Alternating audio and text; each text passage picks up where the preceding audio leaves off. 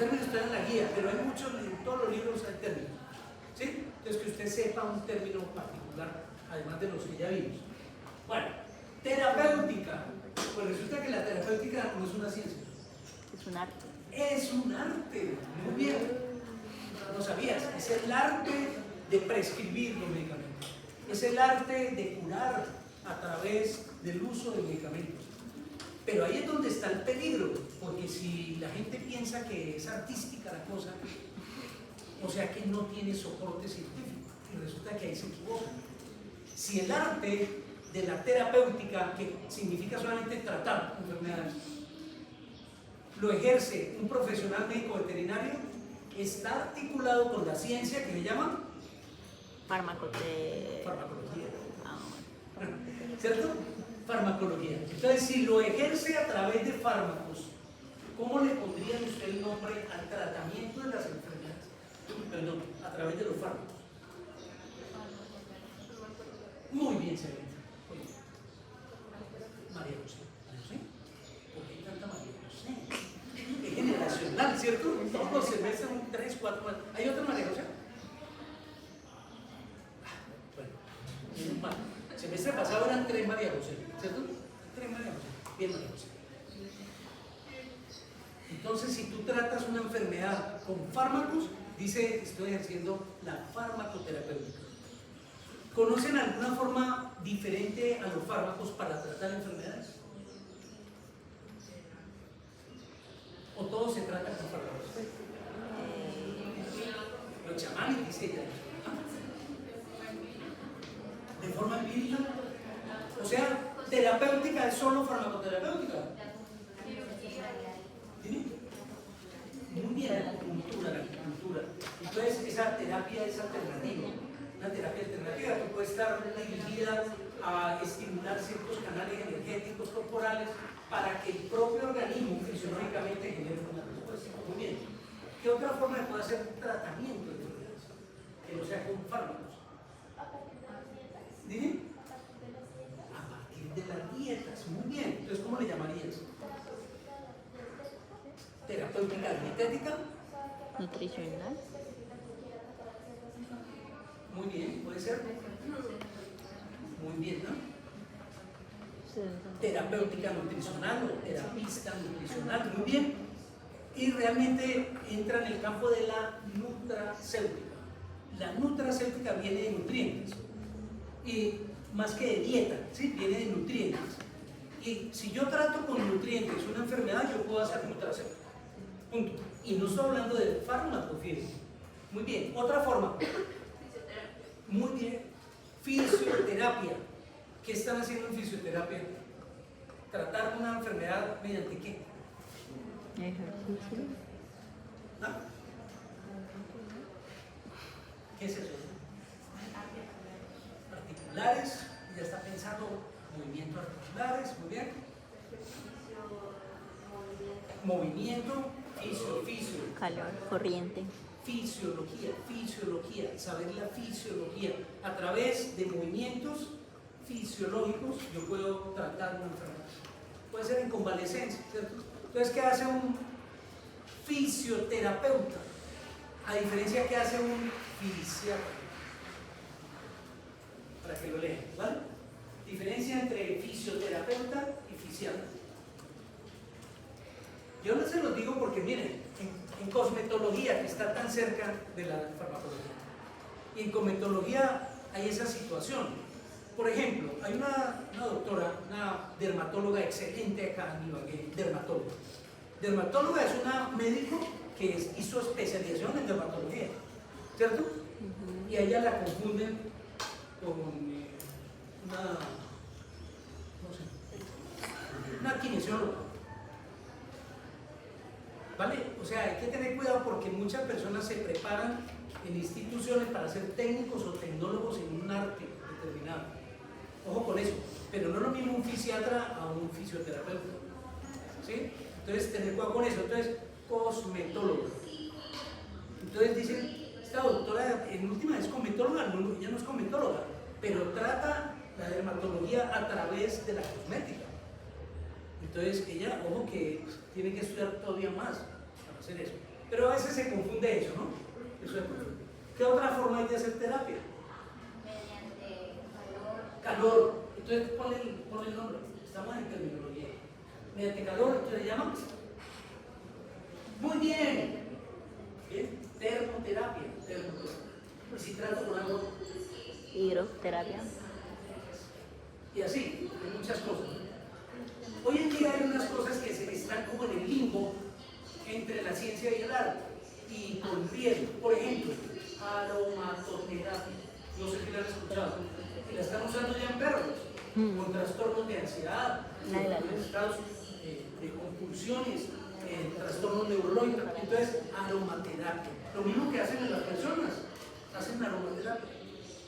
¿Cierto? Aromaterapia pues no es fumar cannabis para que genere un aroma y eso no es aromaterapia. Si yo quiero tratarme con cannabis, yo no podría decir marihuanoterapia, ¿cierto?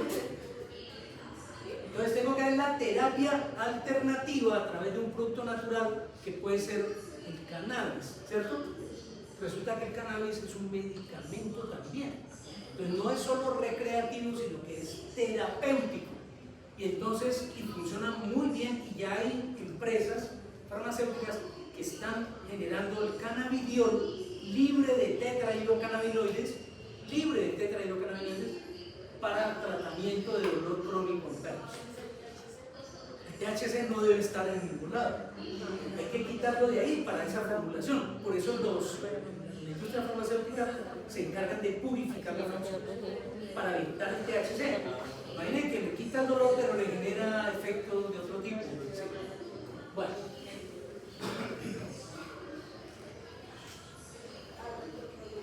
¿Está claro eso? Imagínense que la palabra fármaco, recuerdan que viene de un griego. Los griegos fueron los pioneros en la medicina, para que usted lo sepa. Pues, fármaco decía purgante o purificante. ¿Han escuchado la palabra purgante? Es muy común todavía, y eso de hace siglos. Y todavía la gente le dice popularmente, usted ya se purgó.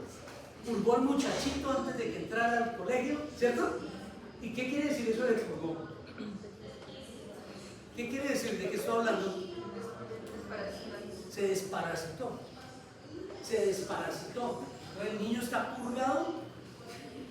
Es tan popular el término, ¿cierto? Que ya le quitaron la D. Es purgado. Bueno, no está purgado. Púrguelo y verá.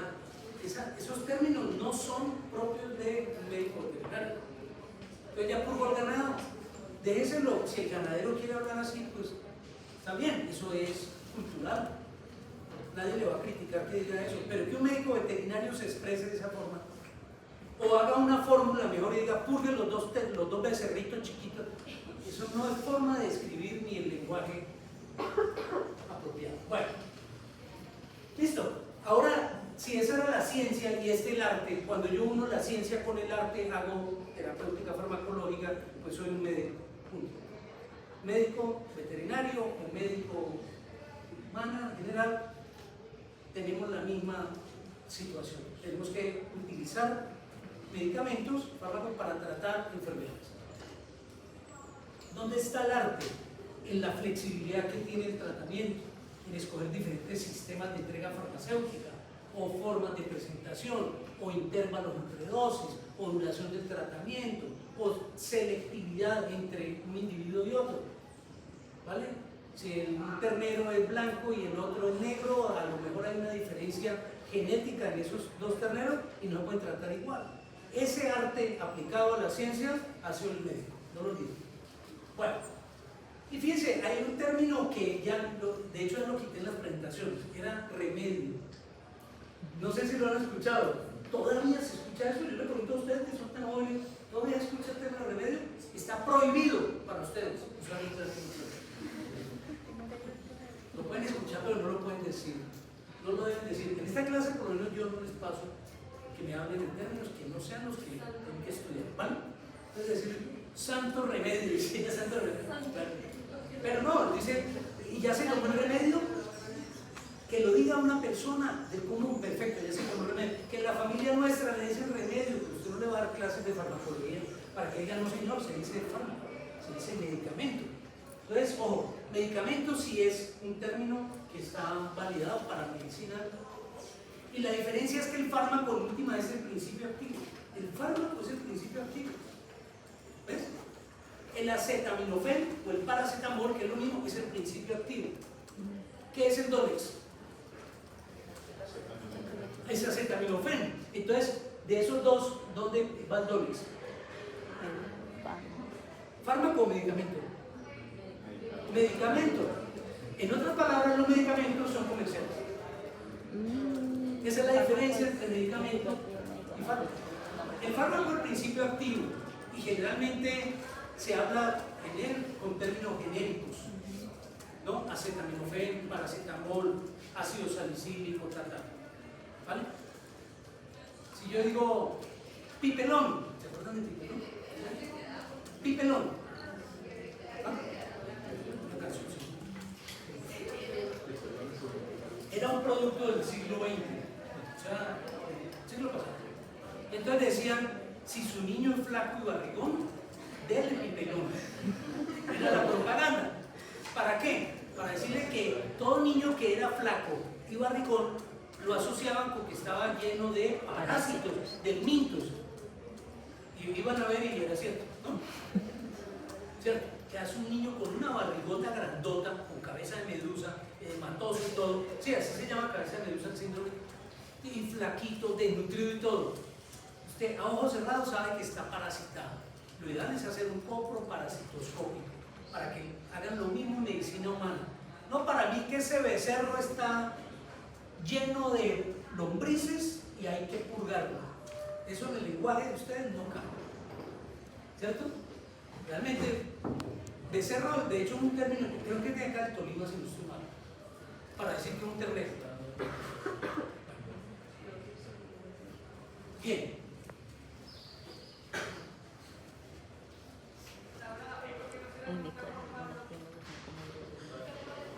Droga, ¿no tenemos el problema de droga? No. Sí. Ya está. Bueno, vamos a ver. Bueno, dejémoslo. Entonces, ustedes acaban de leer, por favor, definiciones y todo, ¿vale? Enfatizar algunas cosas de farmacología, entonces tengan en cuenta que ha sido un proceso realmente el estudio de la farmacología. La farmacología no nació ayer, no es con nosotros que nació la farmacología. La farmacología está desde la época prehistórica. Lo que pasa es que no era considerada ciencia, sino era arte en ese momento. Entonces, luego vino esa cultura clásica que ya fomentó la farmacología científica y técnica. Ya cuando ganó rigor científico y técnico, se convirtió en una ciencia. Pero eso no fue hace mucho, digo, en relación a las eras diferentes que ha pasado este planeta, pues no hace mucho que la farmacología existe, hace muy poco. Tuvo que pasar la Primera Guerra Mundial para que alguien pensara en serio qué era la farmacología, qué era lo importante de la farmacología. Bueno, entonces ahí miran por favor eso. Entonces, de la historia de la farmacología, ¿ustedes conocen estos símbolos? Por ejemplo, ustedes van a salir orgullosos y les van a poner insignias, en posición de insignias, cuando van a pasar al hospital, ¿cierto?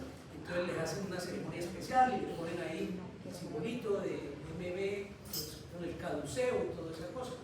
Pues el caduceo ha sido el símbolo de la medicina en general. Ustedes lo ven en todos lados. Pero observen lo siguiente, aquí hay una copa. La copa, de hecho, esas copas eran del siglo XV, siglo XIV, eran esas copas con una forma. Y esas copas no se ven, ¿sí? Que la ven porque un coleccionista es una persona que trabaja en antigüedades. Pero eso ya no sé. Y fíjense lo que había alrededor de la copa: frascos, mecheros, animales incluso, ¿no? Animales, plantas, instrumentos. Si se dan cuenta que hay una cantidad de cosas, eso es antiquísimo, antiquísimo. Pero ya querían connotar de que eso iba a ser la medicina.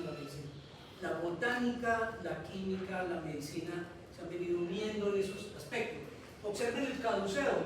A ver, este es el caduceo, bueno, aquí no está propiamente, pero el caduceo es como un bastón que significaba poder, mando y sapiencia. sapiencia es sabio. Entonces tenía una cabeza, ese bastón, y sobre ese bastón se enrollaba una serpiente, ¿no? Fíjense que al principio le ponían dos serpientes o una serpiente con dos cabezas, uno le ponían la lengua bífida, como es, y otro le ponían una lengua de una sola tira. O sea, sobre eso han hecho. Miren ustedes la simbología de la medicina. A ver ustedes, este uniforme del hospital no tiene eso, tiene otra cosa. Pero el de la facultad, ese tiene el caduceo, tiene unas alas ahí y tiene la serpiente. Incluso en las primeras escuelas, en las escuelas romanas, le exigían a los estudiantes de medicina que tenían que aprenderse que la serpiente iba enrollada de izquierda a derecha y mirando a la derecha. Y miren ustedes que ahí hay esta lengua bífida, esta no, pero todas tienen esa copa y esta hasta tiene una doble vuelta acá. Miren que es diferente. Esta mirando para acá, la otra para allá. Esto significa gloria. Significa gloria. Entonces, hay muchas concepciones sobre eso de la farmacología y incluso se llegó al punto de utilizarlas como símbolo de ciertas profesiones. Los químicos farmacéuticos tienen su caduceo y tienen la copa. Ellos tienen la copa. Este es de la química farmacéutica. Un químico farmacéutico, no un médico, pero un químico farmacéutico. Que tienen eso. Ustedes tienen otra, unas con dos serpientes, mirándose una a la otra, enrolladas en el caduceo, tal. Bien.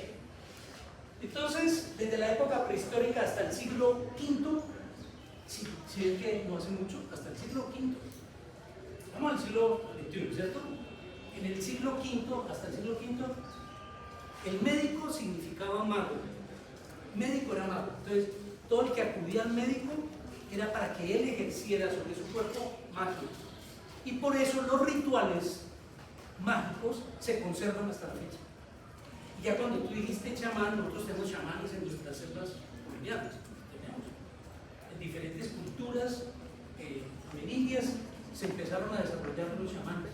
Y el chamán es el curandero o curador de las comunidades. Y todavía lo saben, ¿cierto? Bien.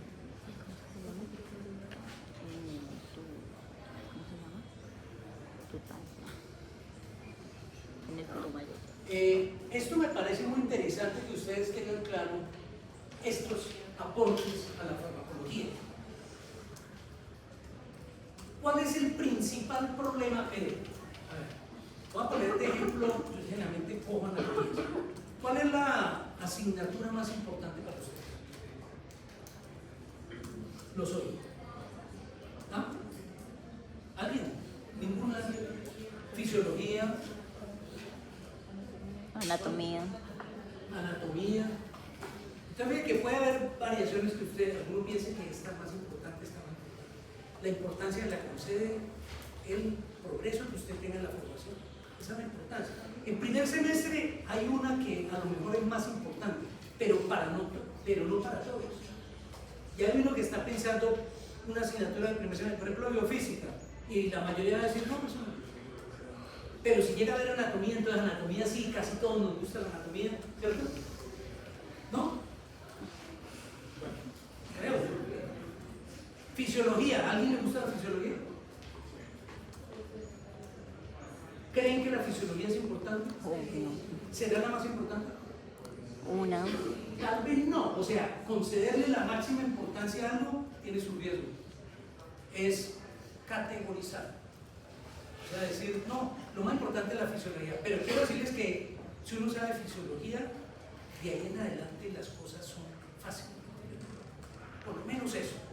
Si no sabe fisiología, ninguna otra de las asignaturas va a ser fácilmente comprensible. Entonces, el conocimiento de la medicina se fundamenta en la fisiología. O sea, primero saber cómo funciona el cuerpo o el cuerpo animal, y luego sí. Claro, la anatomía está previa a la fisiología, de hecho está al mismo nivel, debería ser morfología, o sea, histología, fisiología, bioquímica y anatomía. Esas deberían estar al mismo nivel. Para el próximo pensum, del cual ustedes ya no harán parte, ya viene así. Volvemos a los sistemas orgánicos. Se vuelve a los sistemas orgánicos. Cuando se ve que las asignaturas así por separados y no integrado fue un fracaso para la fundamentación. Entonces se va a volver a lo que a nivel mundial se está atendiendo, que es a consolidar en el estudiante una mente mucho más integrativa. Entonces, cuando yo hablo de fisiología, a veces me preguntan, ¿y usted cómo sabe de fisiología? Pues una forma puede ir estudiando y otra, haberlo aprendido, la importancia que tiene la fisiología. Cada cosa que yo haga tengo que pensar en la fisiología. Para tratar una enfermedad tengo que volver a pensar en la fisiología. Para tratar con un medicamento tengo que volver a pensar en bioquímica y en química. Me toca. Pero si usted no lo ve así, pues ninguna asignatura va a ser la más importante. Bueno, ahora les pregunto, ¿cuál es el problema más importante del ser humano como ser humano? A través de todos los tiempos. ¿Cuál es el principal problema? Nómbreme un problema. ¿Ah? ¿Qué? ¿El embarazo? La muerte. El principal problema. Bueno, bien, pues pensamos. ¿Alguien más? ¿Cuál será el principal problema del ser humano? La enfermedad. Y dentro de las enfermedades, ¿cuál es el problema de la enfermedad? Dígame cuál es el problema de la enfermedad. Imagine cualquier enfermedad. ¿Qué es lo que le angustia, le agobia al ser humano? El dolor. Entonces, a diferencia de qué cátedra más importante, que todas son para fundamentar, el dolor es el principal problema del ser humano. Y la medicina arrancó gracias al dolor. Si no existiera dolor, no habría medicina. Fíjense ustedes, porque lo que más agobia al ser humano es el dolor. Por eso aparecieron las sustancias para aliviar, controlar o vencer el dolor.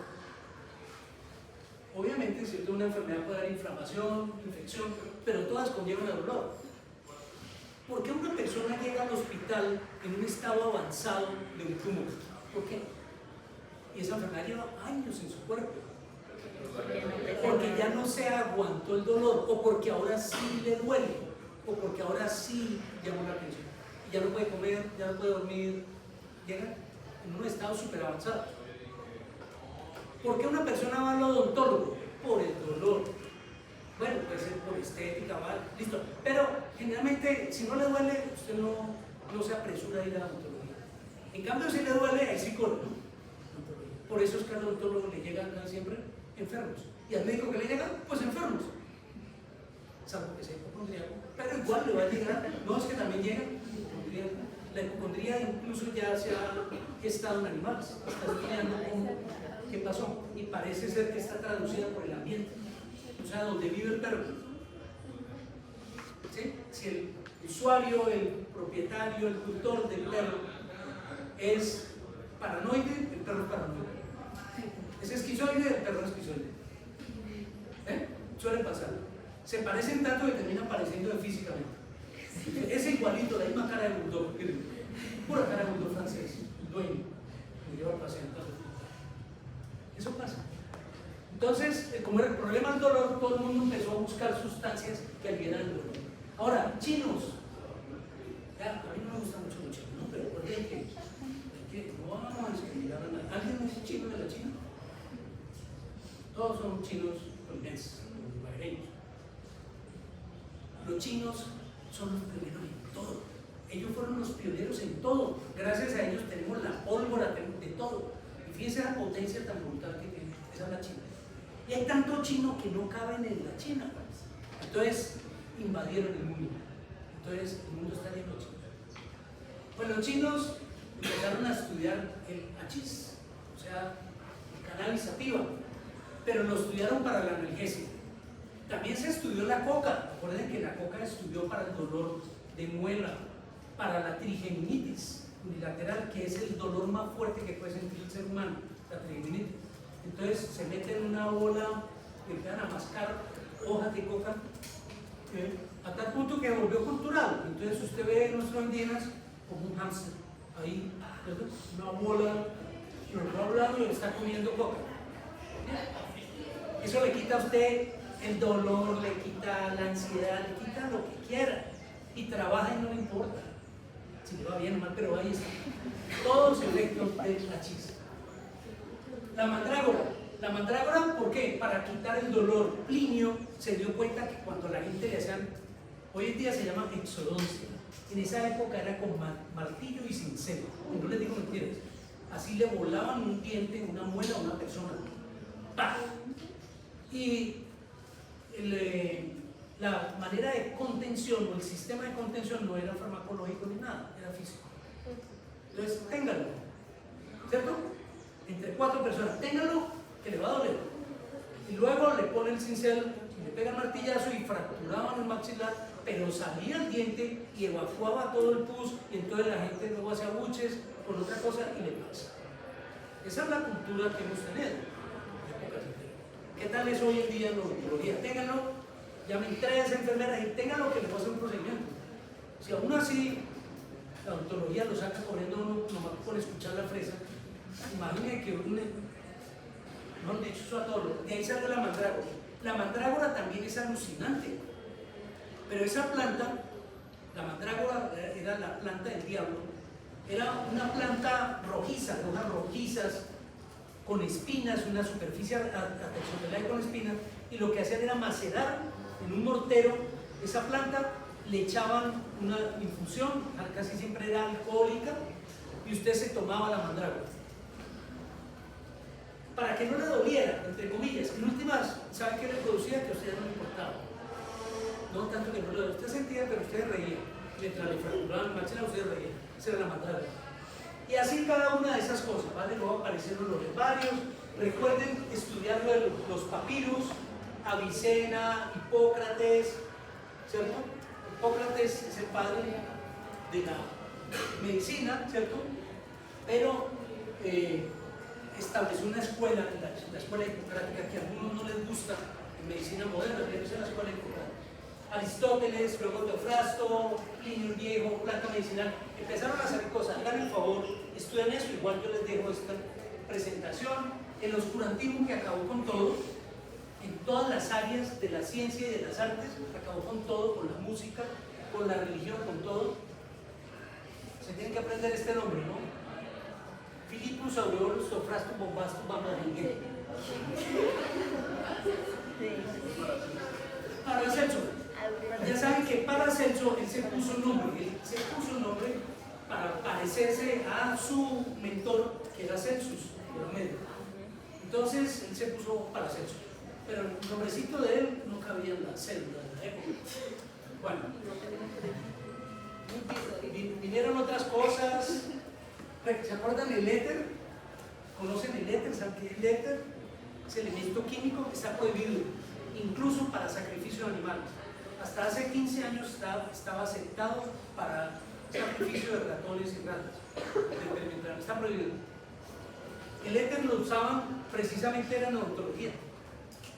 Y lo mismo, el éter,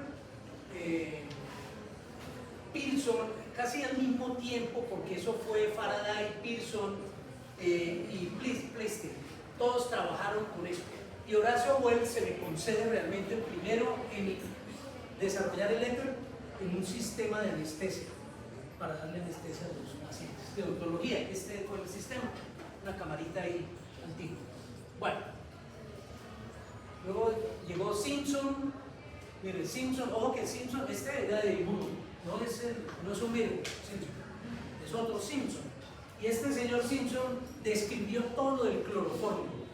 Otro producto que está prohibido a nivel mundial, el cloroformo. Solo en laboratorio lo hacemos con fines de extracción y eso, pero nada de personas ni animales. Cloroformo, una molécula muy simple, pero fue el principal anestésico también de la época. Todo eso va marcando. Y ya la farmacología moderna, ¿cierto? Lo que fue farmacología moderna es cuando ustedes hablan del siglo XIX. Miren, siglo XIX, o sea que ni siquiera hemos cumplido 2 siglos de la farmacología moderna. Algunos hablan del posmodernismo, pero eso será en otra cosa, el posmodernismo. Todavía estamos en farmacología moderna y estamos en el siglo XXI.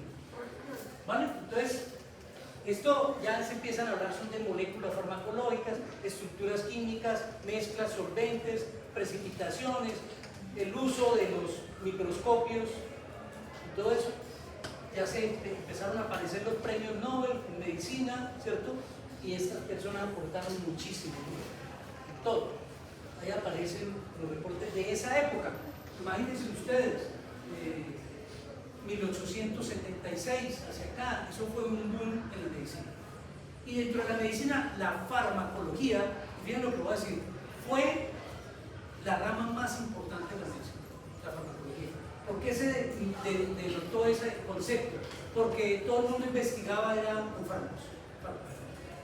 Y ahora hemos vuelto a la escuela del siglo XX, a la etnofarmacología, a estudiar los orígenes de los fármacos, los beneficios que tienen las sustancias químicas naturales para evitar los efectos secundarios o colaterales. ¿Vale? Entonces, todo esto ha ganado Nobel, por lo tanto, esto se esquematiza de esa forma, el pasado, el presente, el futuro de la farmacología. Yo les decía hace poco, hace 5 años a los estudiantes, que el futuro de la nanotecnología, y ahora la tenemos en nuestro laboratorio. Ahora nosotros hacemos nanofármacos, ya los hacemos en nuestro laboratorio. Entonces, esto ya ha trascendido, ya no está tan fácil de ver. Entonces, ahora manejamos liposomas, dendrímeros, emulsiones, cápsulas, nanotubos de carbono. Eso ya existe en farmacología. ¿Vale? Eso existe, no piensen que no existe. Otra cosa es que nosotros no nos asumimos a ese mundo. Pero hoy en día, ¿por qué la nanocápsula? ¿Por qué la nanotecnología? Porque Julio Verne, no sé si saben de quién estoy hablando, dijo en algún momento que un cohete podía caer en la luna y que podía hacerse una araña lunar y caminar en la luna como si fuera eso y llevar alimentos o cosas a la luna. Él se lo imaginaba. La cosa es que eso es un hecho, es así. Ya están trabajando para una base espacial, una base lunar. Pero lo mejor de todo es que esas arañitas que él se imaginaba que podían llevar alimentos o medicamentos, hoy en día son una realidad. Son los nanofármacos. Ellos van dirigidos a un sitio particular, a un tumor particular, y cuando llegan al tumor se pegan a los ligandos del tumor para destruir las células cancerígenas. Eso era futurista, actualmente es presente. Entonces, tener en cuenta, muchachos, los conjugados poliméricos, si alguno está interesado en meterse en el grupo nuestro, hacemos farmacología y toxicología básica y aplicada. Y trabajamos con un grupo multidisciplinario para eso. Entonces, nosotros ya hacemos in silico, no solo in vitro e in vivo, sino que trabajamos más in silico e in vitro que in vivo. Ya casi no usamos ratones, ni ratas, ni conejos, ni nada de eso. Usamos células neuronales, neuroblastoma, glioblastoma, para hacer eso. Bueno, listo, muchachos, estudian por favor eso. Ahí está la nanofarmacología, este es el padre de la nanofarmacología, Pedro Lorenzo.